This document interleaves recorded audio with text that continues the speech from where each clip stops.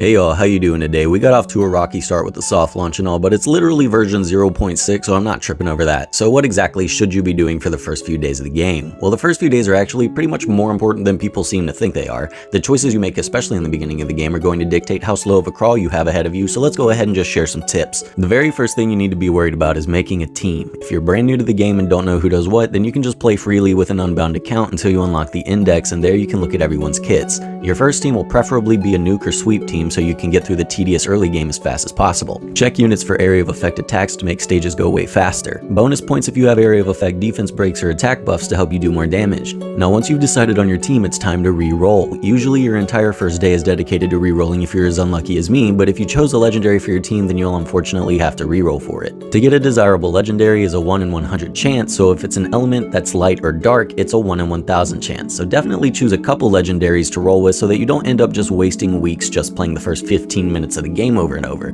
If you need to know how to reroll, I have a general reroll guide that works for every game. I'll link it at the end of the video.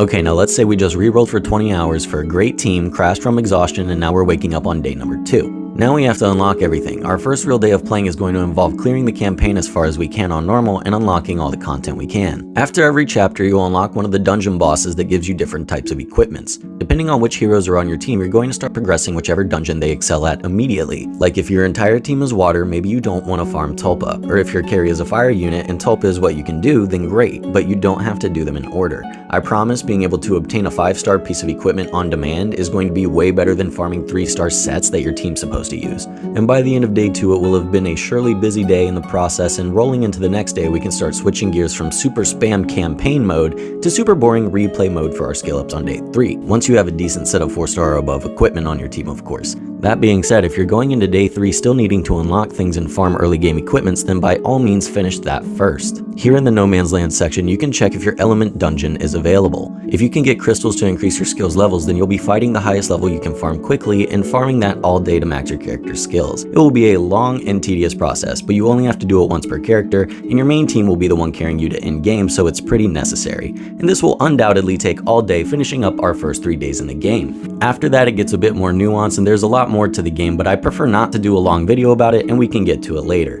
If you like this, please subscribe to help me with the algorithm, since Awaken Chaos Era is a pretty hot keyword right now. It's getting saturated fast. If you have any questions, feel free to join my Discord. Also check out my wife's Etsy shop in the link in the description. But other than that, y'all, that's going to do it for me today, and I'll see y'all later. Bye.